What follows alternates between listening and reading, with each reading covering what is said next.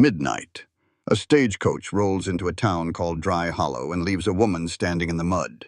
Boots worn through, a scar on her neck, and a name that isn't really hers. She's not looking for comfort. She's looking for a job no one else would take. A night shift at a ranch that only hires at midnight with one rule: discretion. But when Clara steps into that barn, she realizes the darkness isn't the only thing watching. Pregnant mares are close to foaling. Rustlers are circling the land, and the ranch owner, Caleb Hawthorne, looks like a man barely holding himself together. Then the first emergency hits, and Clara has seconds to choose. Ring the bell for help, or trust her hands and gamble everything. Stay to the end, because the secret she's hiding isn't just dangerous. It could destroy the only home she's ever dared to want. Lesson: sometimes the darkest night is where you discover what you're truly made of, and who is worth standing beside. This story is about survival turning into purpose, and fear turning into trust. If you're ready for a story that hits the heart and keeps you on edge, hit like, drop a comment with what you do in Clara's place, share it with a friend, and subscribe for more powerful stories like this. The stagecoach dropped her off just after 12, right into a darkness so thick it could choke you. Her boots, worn clean through, hit the frozen mud of Dry Hollow. Her little carpet bag held everything she owned: 3 old black dresses and some letters she should have burned long ago. At the bottom was a newspaper ad that felt like her last hope. It called for a night worker at the Hawthorne Ridge Ranch. The ad said discretion was required. The grizzled stage driver, a man of few words from the 18-hour trip, dropped her bag in the dirt. "You sure about this, miss?" he asked. Clara's hand went right to the thin scar on her neck, a constant reminder of why she could not trust anyone's kindness. "I'm sure," she said. The driver grumbled, "It is not natural a woman work in nights." He looked at her pale, hungry face with a hint of pity. "Well, Hawthorne has his reasons," she answered. "So do I." The man just nodded. "The Copper Bell Saloon is straight ahead. You watch yourself." As the stagecoach rumbled off, Clara was left all alone. She knew what alone felt like. She was alone when she had to defend herself from her boss back in St. Louis.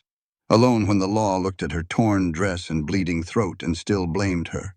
She fled with $53 and a new name, Clara Whitmore, leaving behind the girl they wanted to hang. The wind cut right through her coat as she walked toward the saloon's light. Inside, a dozen or so men hunched over their drinks and cards. The moment she pushed open the door, all conversation changed. Every eye in that place was on her. She felt them sizing her up. Ignoring the whistles and stares, she walked straight to the bar. "I am here about the night position at Hawthorne Ridge," she told the bartender. The man looked surprised, then nodded toward the darkest corner of the room. "He has been waiting on you," he said. "Started to think you were smarter than you looked." Clara turned and saw a man unfold himself from the shadows. He was tall and lean, built from hard work, not easy living. A low-brimmed hat hid most of his face, but the lamplight caught his eyes. They were the color of a stormy sky. He looked at her with a quiet intensity. His face was weathered, his jaw dark with stubble, and his hands were calloused from work. "Miss Whitmore," he said, his voice deep and rough, "I am Caleb Hawthorne." He never offered his hand, and she noticed. "Your ad said discretion was required," she said, meeting his gaze. "I hope my arriving at midnight proves I can provide it." A flicker of what might have been approval showed in his gray eyes. "You read carefully." "It has kept me alive so far," she replied. Caleb leaned back, and for the first time she saw a deep weariness in him. "Sit," he said. It was an invitation, not a command, so she did. He poured 2 cups of black coffee, pushing one toward her. "The work is with my horses," he said finally. "My mares are birthing foals, and need someone watching them from sundown to sunrise. Can you handle that?" "Yes," she said without hesitation. "I have helped deliver foals before, in the dark, and in situations worse than dark." That earned her another look. This one held a bit of respect. Caleb took a long sip of his coffee. "Why do you want to work at night, Miss Whitmore?" The real answer would get her hanged. She was on the run, but she gave him a piece of the truth. "I need work that no one else wants. That way folks do not ask too many questions, and I work better when I am left alone." He looked at her, his expression knowing. "You running from something?" "Out here," she said. "Is not everybody?" That almost got a smile out of him. "Fair enough," he said, setting down his cup. "The ranch is 6 miles north. I have already lost 2 foals because I cannot be everywhere at once. I need someone who will not panic when things go wrong." "And they will go wrong," Clara stated.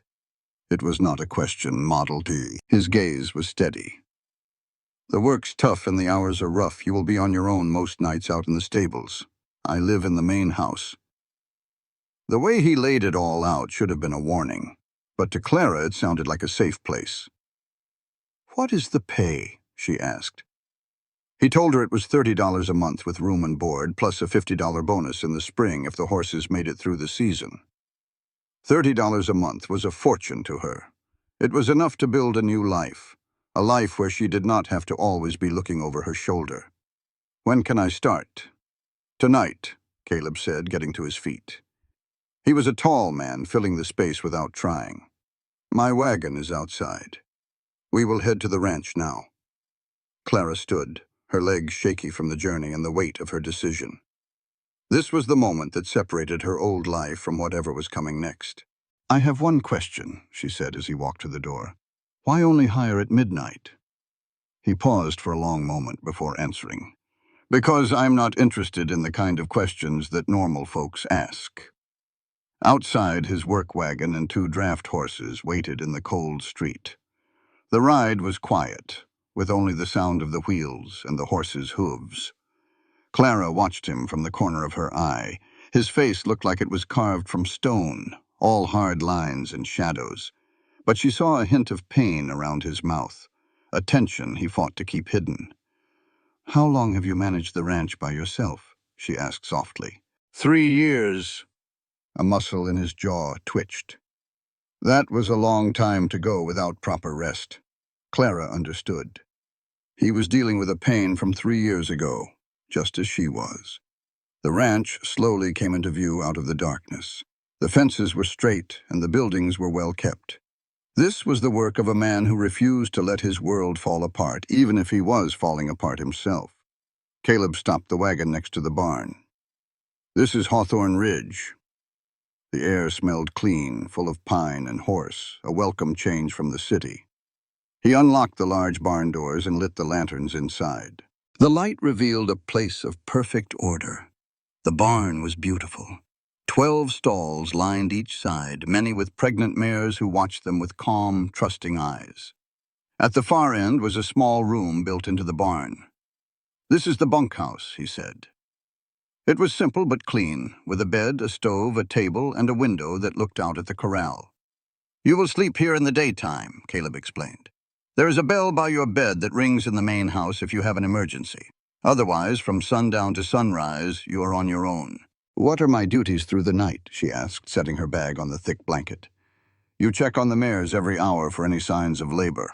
If a mare starts to have her foal, you help her. If things get complicated, you ring the bell for me." He paused. "But most nights are quiet." "What about rustlers?" Clara asked, remembering talk of recent troubles. Caleb's face grew hard. "They have hit us twice in the last month." He picked up a rifle from a shelf. It was well cared for and loaded. "Do you know how to use this?" "Yes," she answered. "Are you willing to use it?" Clara thought of the knife and the blood back in St. Louis. "Yes." He looked at her, seeing a woman who had learned that survival required difficult choices. "Good," he said, "because I cannot protect you from the main house. I do not need protecting, Mr. Hawthorne. I just need the work." A flicker of respect showed in his eyes. For the next hour, he showed her the routine. Each horse was different. The bay in stall 3 was skittish. The gray in stall 7 was overdue. He moved with practiced skill, but Clara saw the deep exhaustion in his eyes and the slight shake in his hands. He was worn down to the bone from trying to do it all himself for 3 long years. "You need to get some sleep now," she told him. "I can handle this." Suddenly, Clara knew why he had to hire someone for the midnight shift. It was not just about getting help. It was about staying alive. He was working himself into an early grave, and he had finally run out of pride. "Handle the night's watch. You just showed me, so I reckon I learned pretty fast." Clara looked him square in the eye. "Besides, you look like you're about to fall over. No sense in paying me if I'm just for decoration." Caleb thought on it for a second, a war playing out on his face. He needed to be in control, but he was dead tired and desperate for some rest. Finally, the need for sleep won. "If anything changes, ring the bell. And if rustlers show up, you handle it." His gray eyes searched hers for a long moment, looking for something. Maybe that she was capable or trustworthy, or just would not be gone by sunrise. Whatever he saw seemed to satisfy him, because he gave a slow nod. "I will be back at first light." Then he turned and walked toward the main house, leaving Clara all alone in the quiet barn. She stood there, listening to the soft sounds of horses breathing in the warm lantern light. She walked over to stall 7, where the overdue gray mare was watching her with big, gentle eyes. Clara had already set the rifle by the door just in case. She stepped into the stall and ran a hand over the mare's swollen belly. A tiny life kicked back against her palm. A little flutter, then a kick. A new life getting ready to fight its way into the world.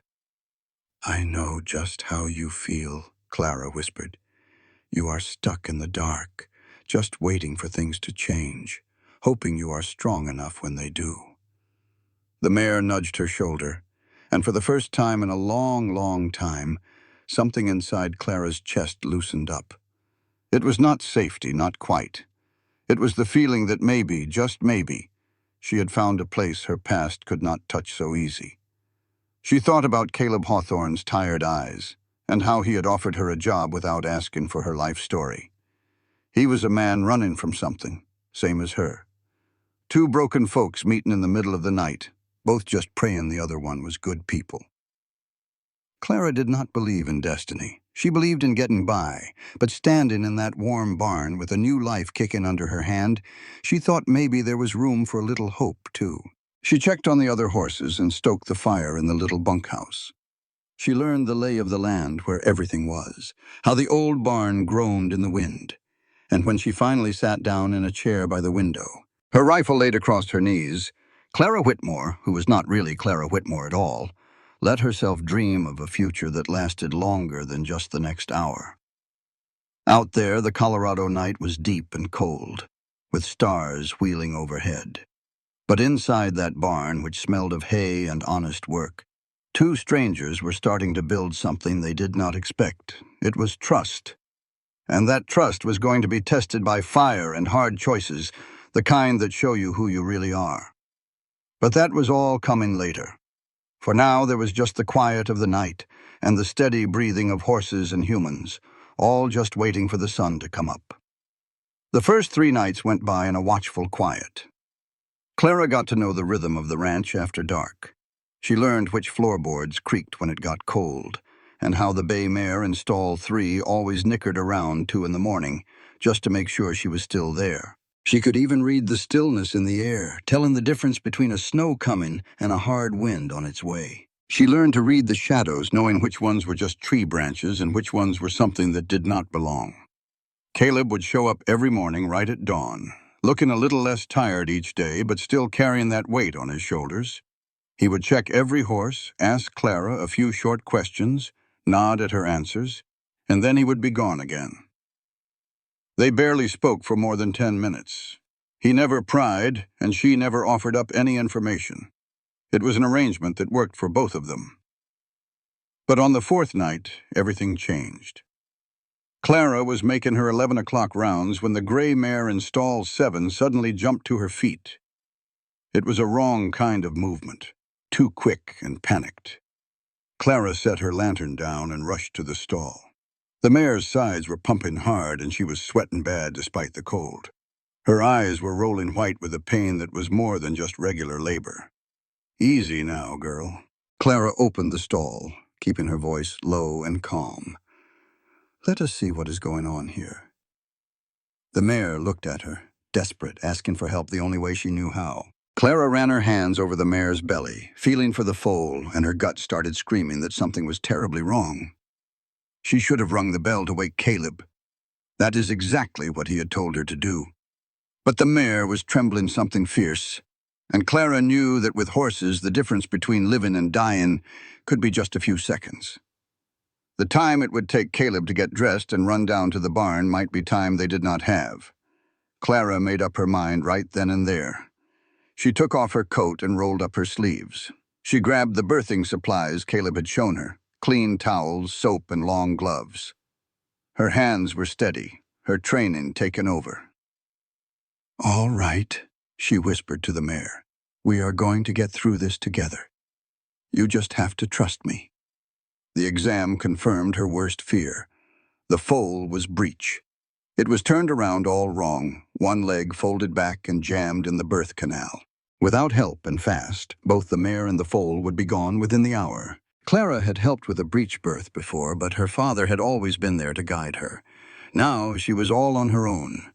She took a deep breath, pushed the fear down, and focused. For the next 40 minutes, Clara worked with a steady hand. Her arm was deep inside the mare, feeling blindly for the tiny folded leg, fighting against powerful contractions. She talked to the mare the whole time, a constant, soothing stream of words. "I am right here. You are not alone. We are doing this together." Sweat dripped from her face in the freezing barn. Her shoulders ached something awful. She almost lost her grip on the tiny hoof a couple of times, but she held on tight. And then finally she felt the leg straighten out. She felt the foal shift into the right position. "That is it," Clara gasped, exhausted. "That is it, girl. Now you push." The mare did not need to be told twice. Her body took over, and the foal came in a sudden rush, sliding right into Clara's waiting hands. But it was impossibly small, and it was not moving. It was completely still. Clara's heart dropped right into her stomach. She had fixed the position, but she had been too late. The foal had been stuck too long. But her hands were already at work, clearing the little one's nose and mouth, rubbing it hard with a towel to get it breathing. "Come on," she muttered. "Do not you dare give up on me now." Still nothing. Clara rubbed harder. Behind her, the mama mare struggled to her feet, making a low, worried sound that just about broke Clara's heart. "Breathe," Clara ordered, still working on the little thing. "You fought too hard to die now. Breathe." And then, a miracle. The foal took a tiny gasp. Its little chest moved. Then it took another breath, a little stronger this time. Its dark eyes blinked open, confused but alive. It was gloriously alive. Clara fell back into the straw, shaken all over with relief. The mare moved in close and started cleaning her new baby. "You are welcome," Clara whispered. Then she just started laughing, half from joy and half from the pure craziness of what she had just done all by herself. She never heard the barn door open. She did not know Caleb was even there until his shadow fell right across the stall. "I did not hear the bell." Clara's head shot up at the sound of the bell. There stood Caleb, already dressed for the day, his face a mask. She couldn't rightly tell if he was mad or impressed. "There wasn't time," she said, getting to her feet, legs trembling. "She went into labor at 11, and the foal was breech." He looked from her to the newborn. "You handled this all by your lonesome." It wasn't a question. "I did," she said. "But I told you to ring that bell for emergencies." Clara met his gaze, bone-tired but steady. "And I judged that the emergency needed my hands, not a 10-minute wait. That foal is breathing because I didn't. If you want to fire me over it, you go right ahead." Caleb stayed quiet for a long moment, taking it all in. He saw Clara, hair undone and clothes soaked, then looked at the mare and her foal, both alive. When he finally spoke, his voice was low. "You saved 'em both." "I just did my job," she replied. "No." Caleb stepped into the stall, his calloused hands gently checking the foal. "You did more. Most folks would have panicked." His touch was surprisingly tender on the tiny, fragile legs. "She's perfect," he said, a hint of awe in his voice. "Strong heartbeat, breathing clear. You did everything right." A weight lifted off Clara's shoulders she hadn't known was there. "The mare?" she asked. "Tired, but fine. You cleaned her up proper," Caleb said, standing and brushing off straw. "They'll need watching tonight." "I'll watch them," Clara offered. "We'll both watch them," he corrected her. He started gathering supplies. "You've been at this for 4 hours straight. You need rest." "I can handle," she started. But he cut her off by saying her name. "Clara, I'm not questioning you. I'm saying you did good work and now we'll finish it. Together. That's what a partnership is." They worked in a comfortable silence, settling the new mother and her baby. Caleb moved with a quiet respect for her space that she appreciated. When they were done, he poured 2 cups of coffee from the pot she kept warm and handed one to her. They sat on hay bales just outside the stall. "Tell me about your father's stables," Caleb said after a spell. Clara's grip tightened on her cup. "What makes you think I learned there?" "The way you work," he answered. "You've got real training, not just what you pick up as a hired hand." His question felt honest, not nosy. "My father was a stable master back in St. Louis," she began. "He taught me everything, said skill was skill, man or woman. The owners weren't pleased about a girl in their barns, but my father's horses were the best in the city, so they put up with it." "What happened to him?" Caleb asked. The small smile left her face. "He started drinking heavily after my mother passed. When he died, the owners told me I wasn't welcome. Said it was improper for a young woman to work alone with men." A bitter edge crept into her voice, as if starving was somehow more proper. Caleb was quiet for a bit. "I'm sorry," he said. "Losing family is hard enough without losing your livelihood, too." He shook his head. "What about you?" Clara asked, surprising herself. 3 years running this place all alone?" Caleb stared into his coffee. "My wife passed on 3 years ago," he said, his voice heavy. "In childbirth. We lost the baby, too." He paused. "After that, I just couldn't stand the thought of folks in the house offering sympathy. So I just worked. Thought I could outrun the grief." "Did it work?" she asked gently. "No, I just got used to being alone." He looked over at her. "That's why I advertised for a night hand. Figured anyone willing to work from midnight to dawn wouldn't ask the usual questions. They'd have their own unusual reasons." They sat in the quiet, 2 strangers bound by their separate troubles. "I had to put a man down," Clara said suddenly, the words escaping before she could stop them. She trusted him in that moment.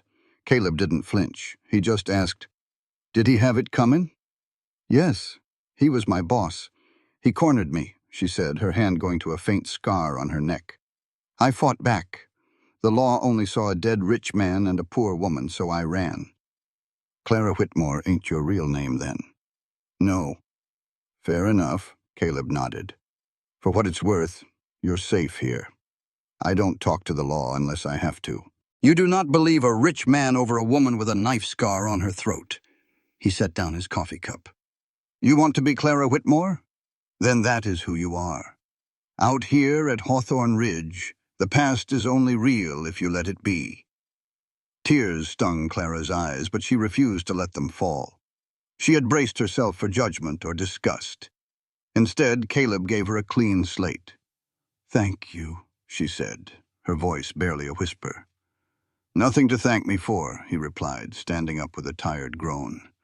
"We all have something we are running from, but right now we have 10 more mares to check before the sun comes up. You ready to finish the rounds?" Clara stood, her resolve firm. "Always." They moved through the barn as a team.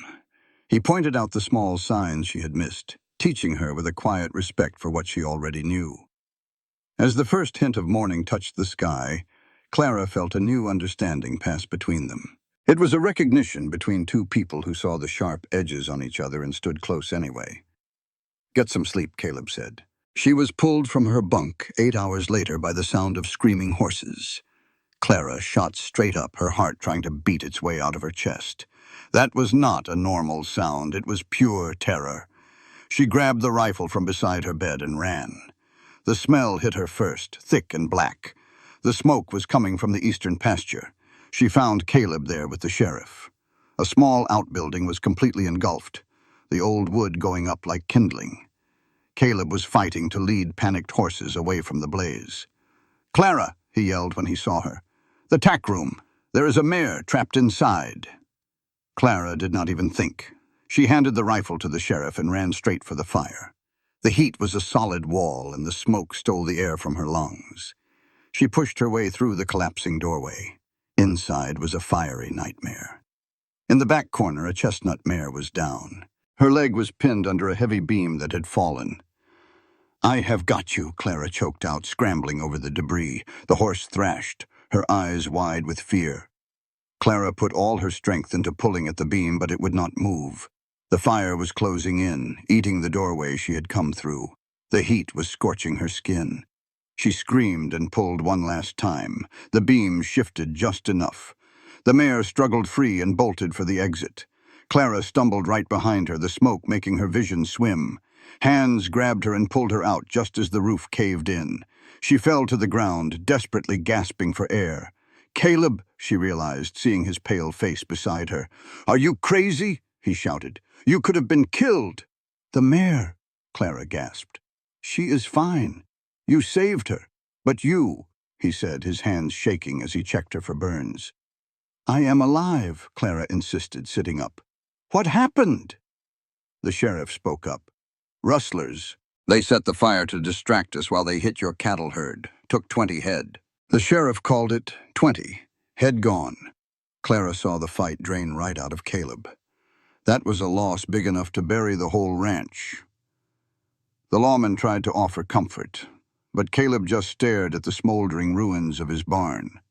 His jaw was set hard, holding back a storm of anger and grief. The lawman finally left, leaving behind the smell of smoke and failure. "How bad is it?" Clara asked softly. His voice was empty. "That was my breeding stock. Without him—" He didn't have to finish the sentence. They both knew it meant the end of Hawthorne Ridge. She remembered how hard he worked, how much this place meant to him.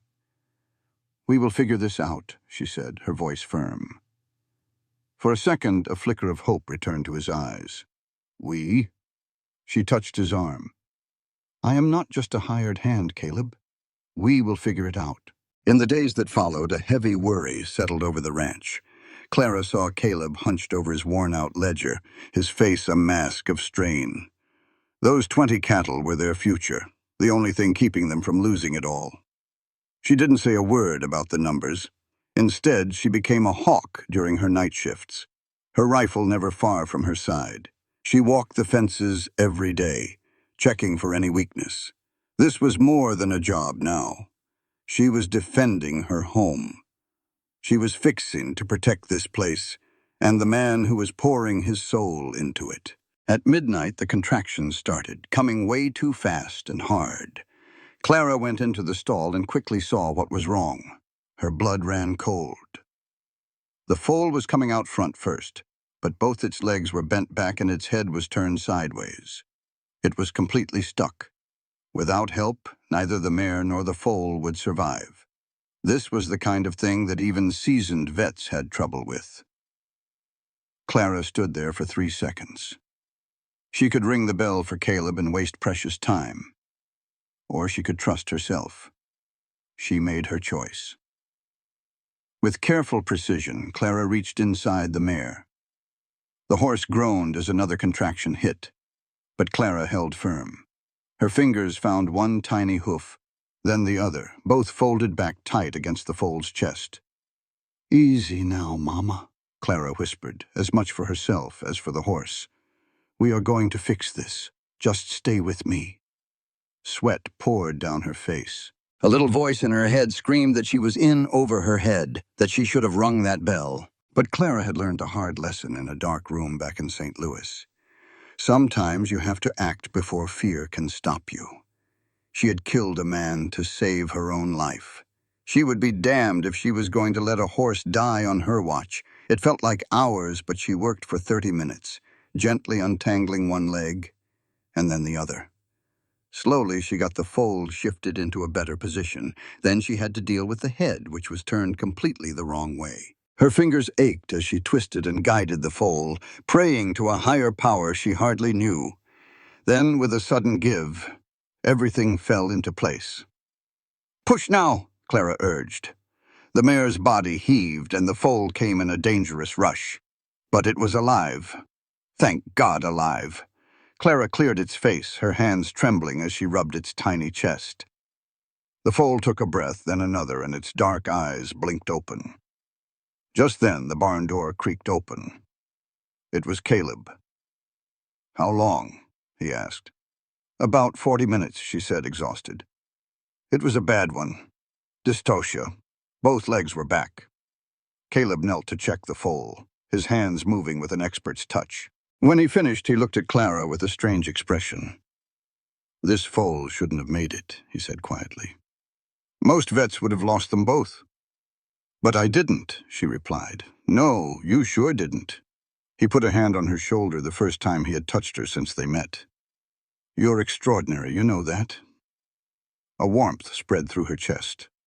"I'm just doing my job." Caleb waited until she met his gaze. "Clara, what you do isn't just a job. It's a calling. You have a real gift." She didn't know how to respond. No one had ever called her extraordinary before. "Help me get them settled," she said, changing the subject. As they worked, Caleb watched her with an intensity that made her nervous. "I need to tell you something," he finally said. "The ranch is in serious trouble. We lost some cattle, and that was the money for our spring operations." Clara's heart sank. "How bad is it?" "Bad enough I might have to sell the place." The words seemed to cause him physical pain.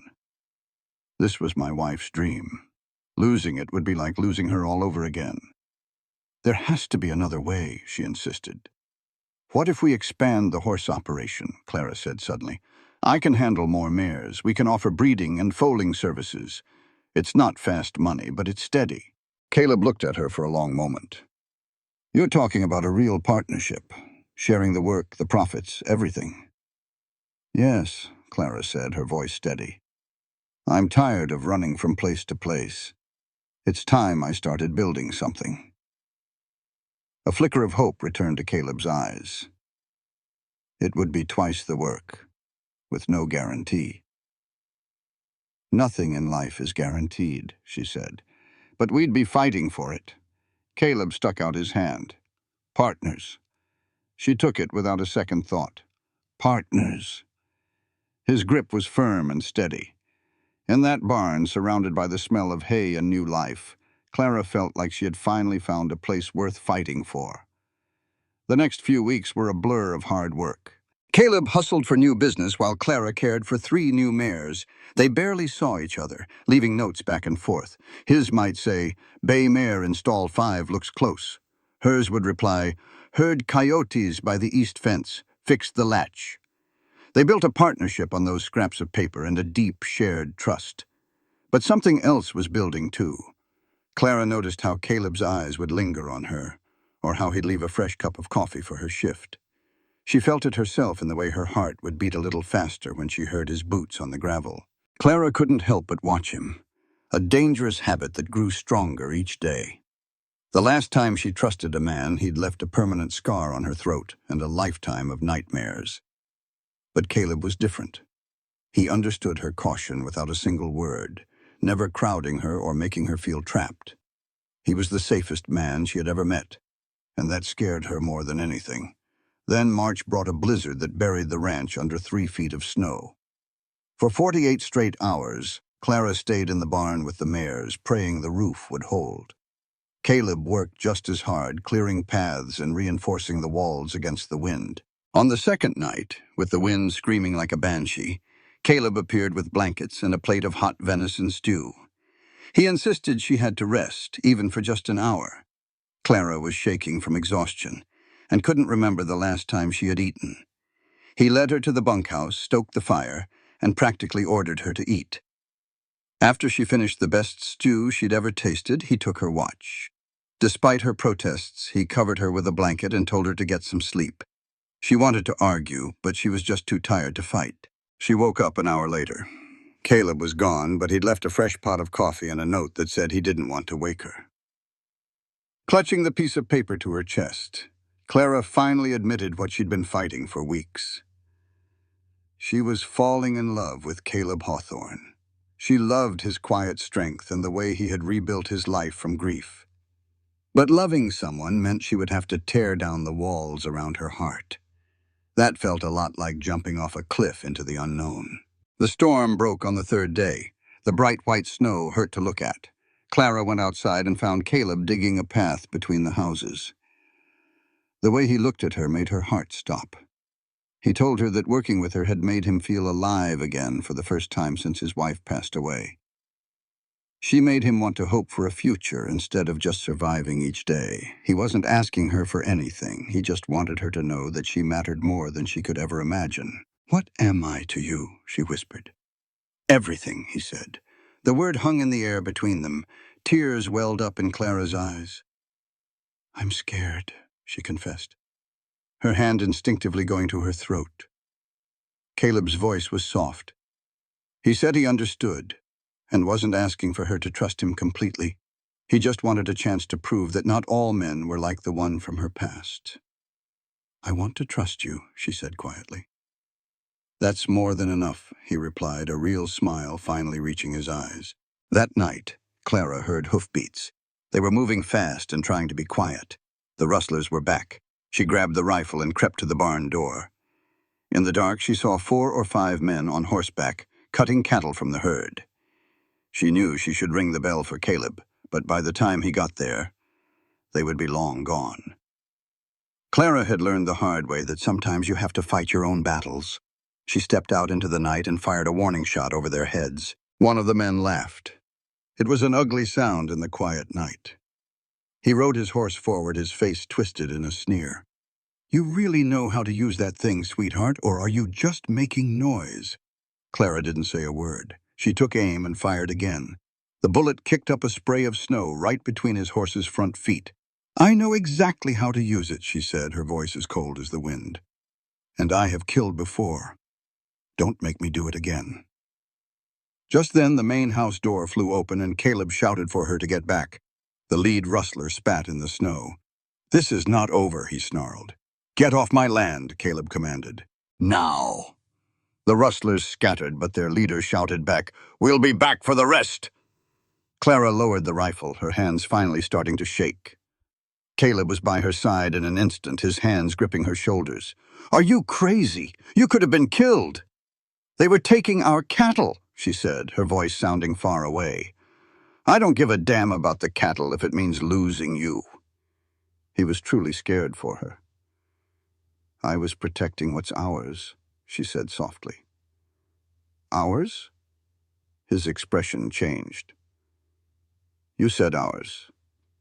"I did," she said, meeting his gaze. "Because it is.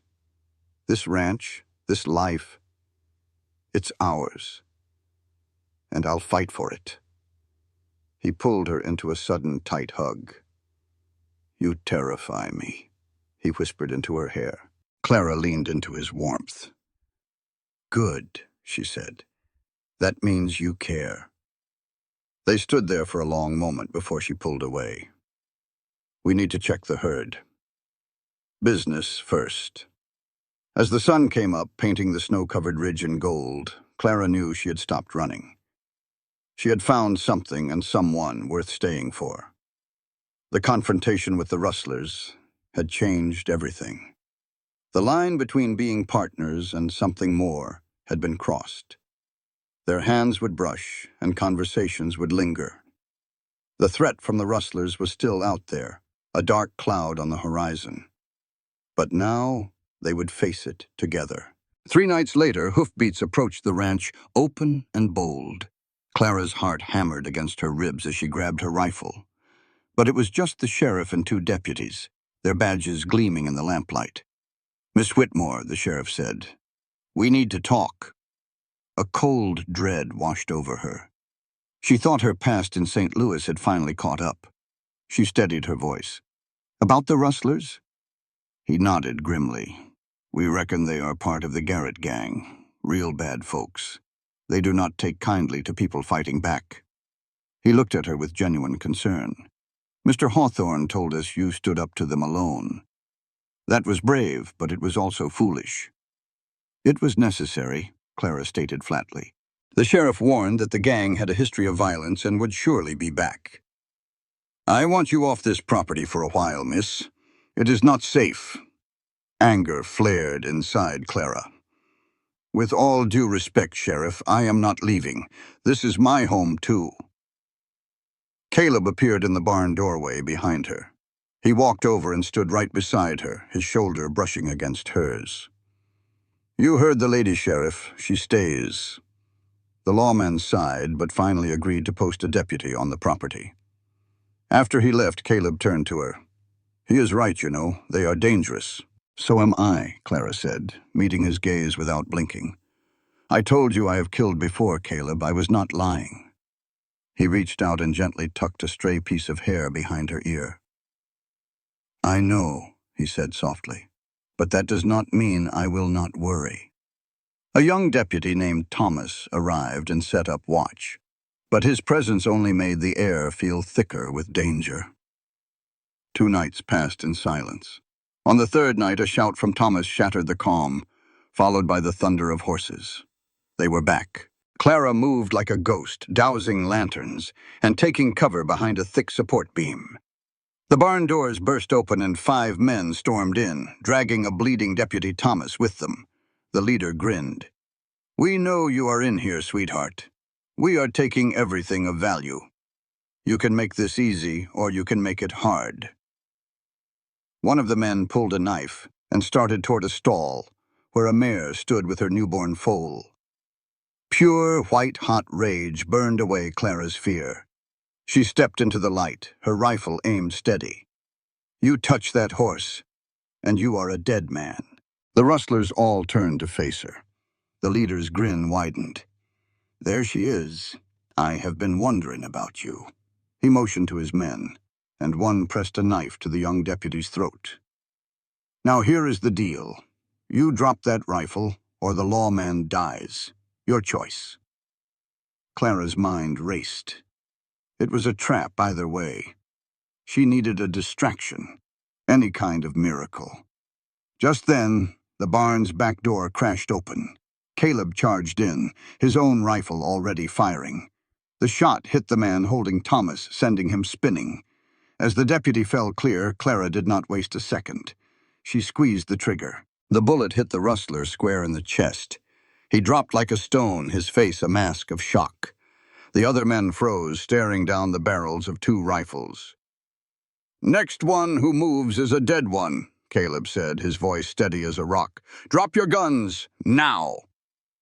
Seeing their leader bleeding out on the barn floor, the fight went out of them. One by one, they dropped their weapons and got face down in the straw. Thomas got to his feet and grabbed his rifle. "I'll go get the sheriff.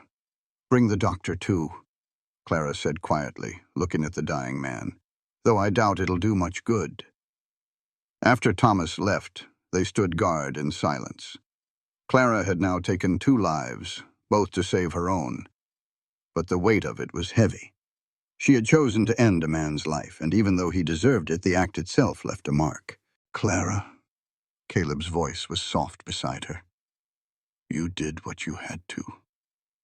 "I know," she whispered, looking at this man who understood such hard choices. "Does it get any easier?" "I don't know," he said. "Lord, I hope not. If it gets easy to take a life, even one that needs taking, then we've lost something important." They waited for the sheriff to arrive. It was a whirlwind of questions and deputies hauling the rustlers off in chains. By the time the sun started to rise, the last of the lawmen were gone. Caleb found her outside the barn, watching the dawn paint the sky. He handed her a cup of fresh coffee without a word.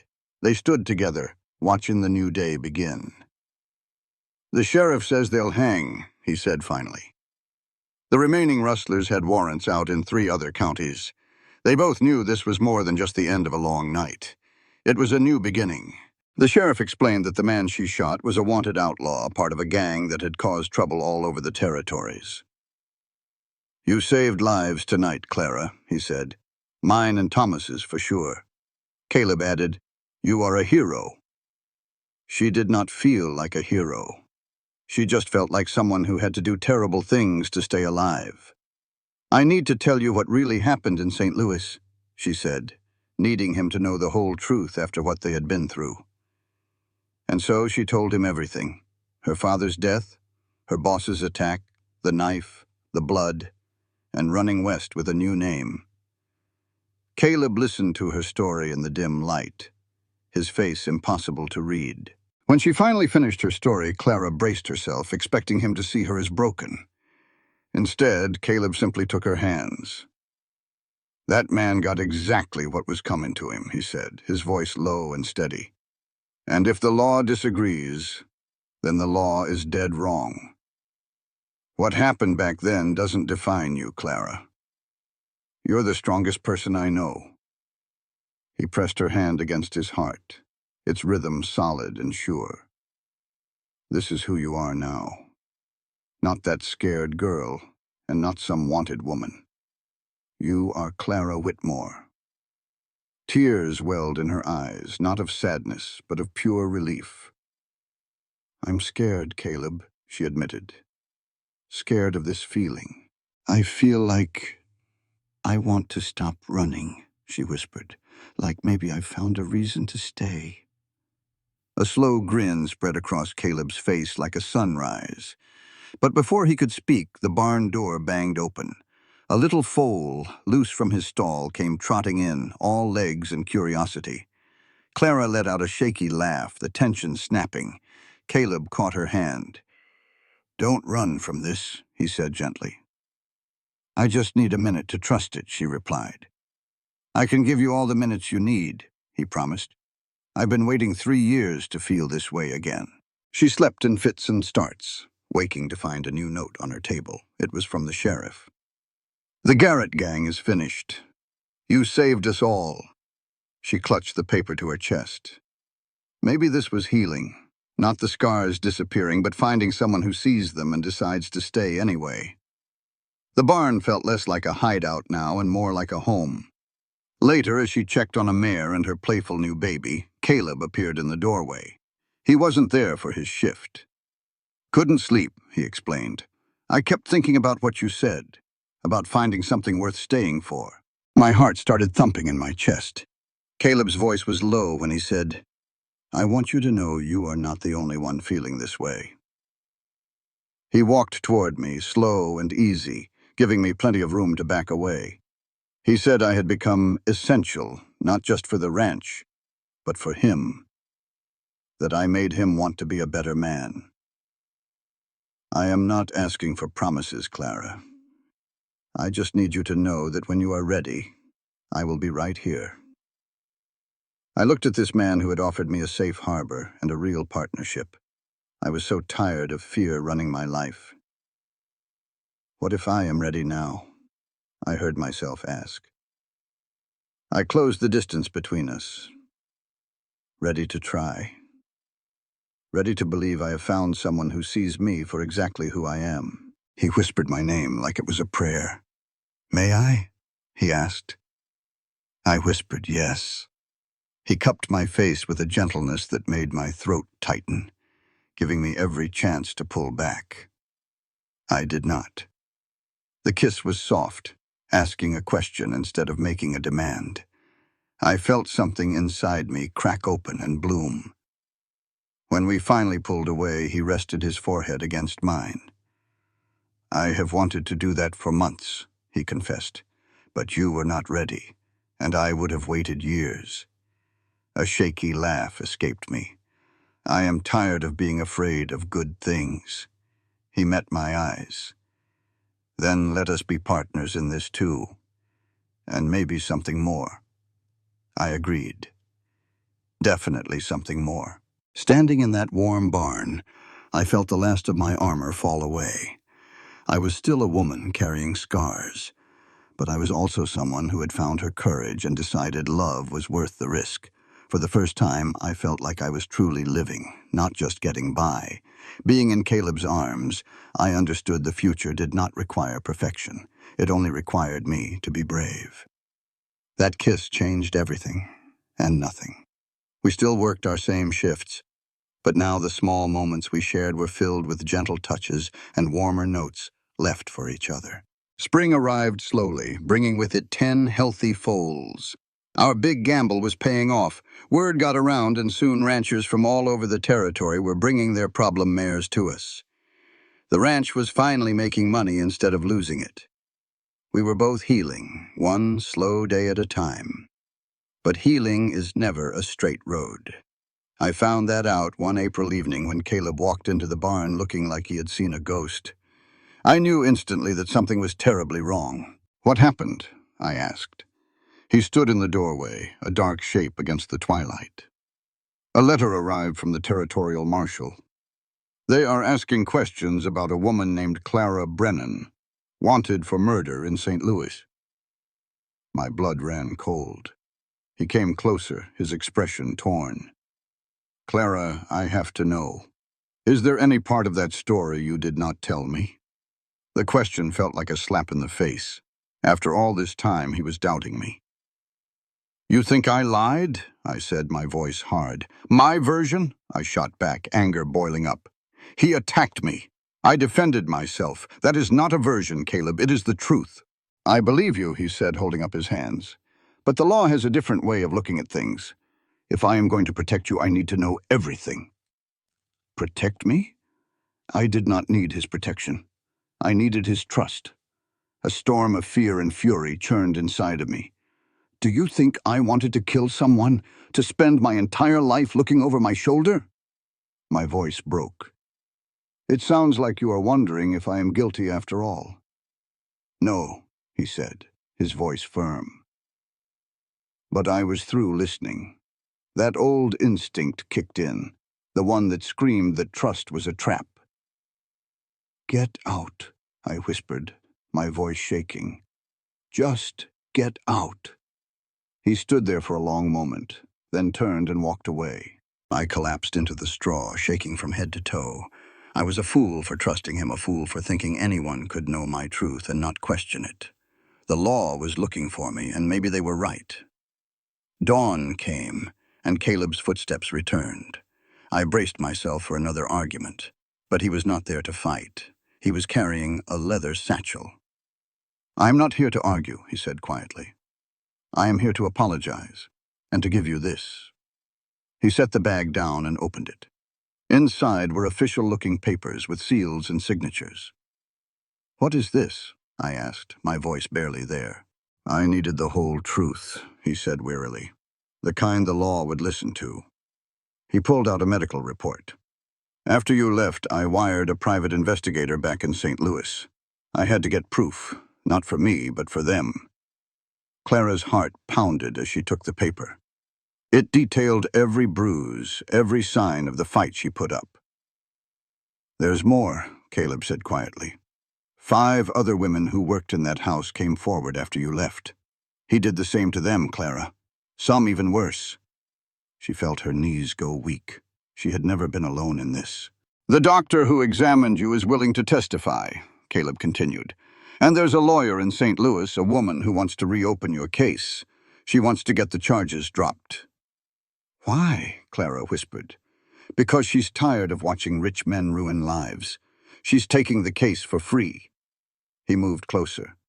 "Clara, with this, we can clear your name. You could be free." Free. The word felt like a dream she'd forgotten how to have. "I can't pay for a lawyer." You don't have to, he said, and I'll be there to testify about the brave woman I know. You did all this in one night? She asked, her voice small. I should have done it months ago, he said, his own voice rough with emotion. I should have just trusted you. I made you feel all alone again, and I am so damn sorry. In that moment, Clara understood. He had not been doubting her story. He had been gathering weapons to fight the law for her. It was clumsy, and it had hurt, but his reason was love. You are an idiot, she said, but her voice was gentle. I know, he admitted. I saw that wanted poster and I panicked. I was terrified they would take you from me. You out. I should have asked you straight instead of thinking the worst. Caleb reached for her hands, his grip gentle but firm. But you need to hear me, Clara. If we gotta fight this in court, or if we gotta run, I am with you. Partners stand together, especially when the trail gets rough. Clara's voice was barely a whisper. You would run with me? Risk this whole ranch? This place ain't nothing without you, he said, his voice low and steady. I would rather stand and fight. But if it comes to it, we run together. Clara looked at the proof laid out on that hay bale. She was tired of running, tired of being scared.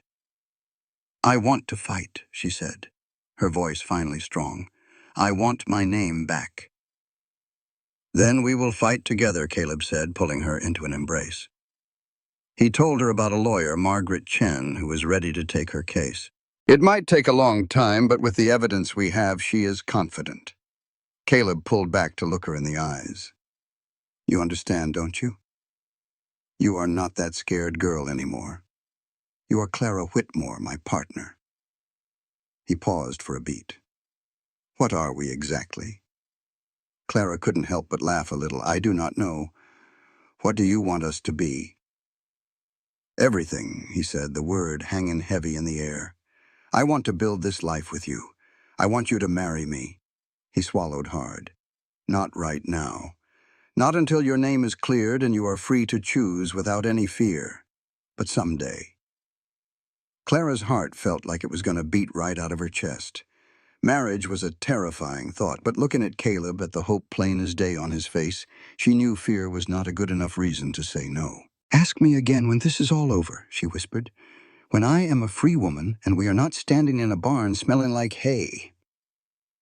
That is not a no, he said, a slow smile spreading across his face.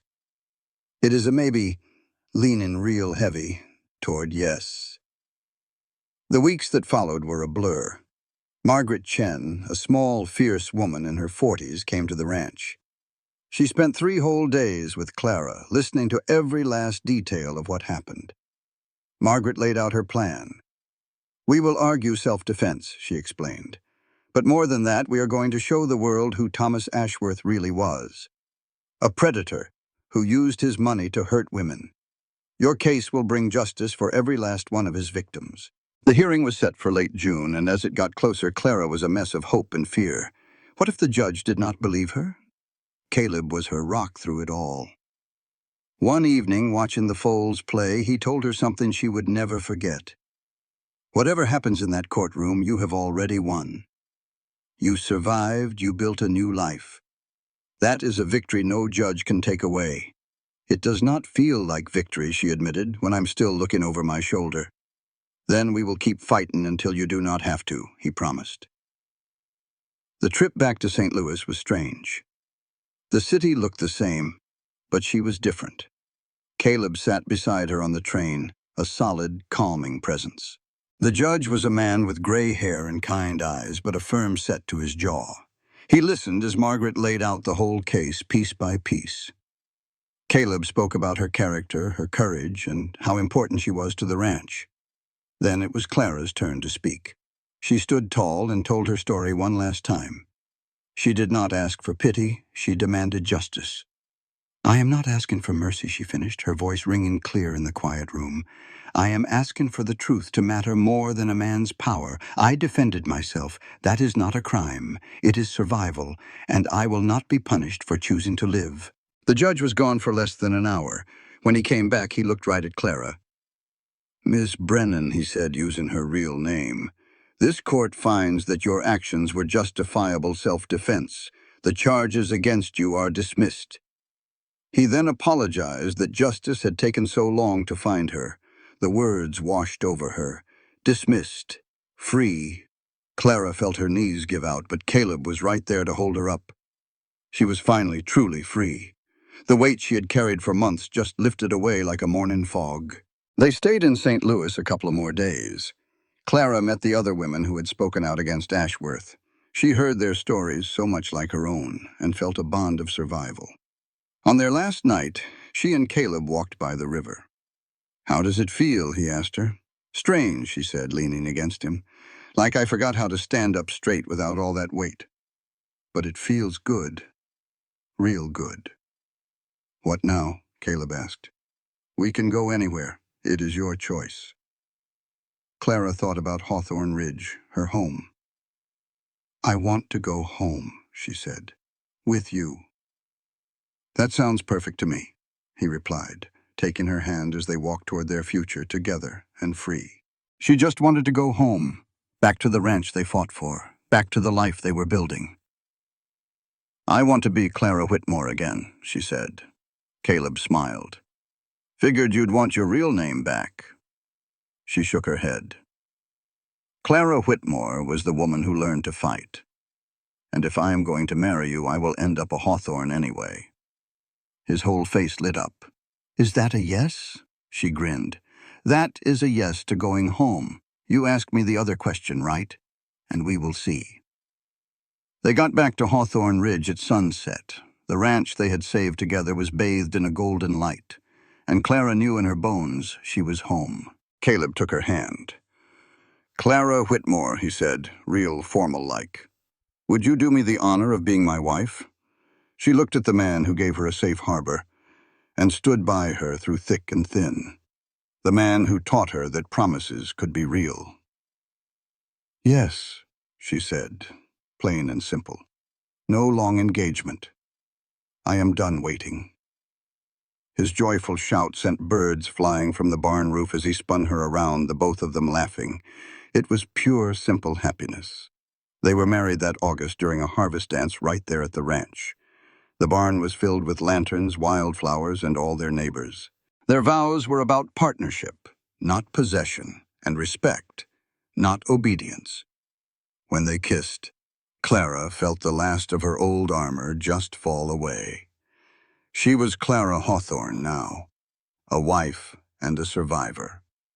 The party went on late, but her and Caleb's eyes kept finding each other across the crowded barn. Later, after everyone had gone, they stood together in the quiet, checking on the mares one last time. It was their ritual, the work that brought them together in the first place.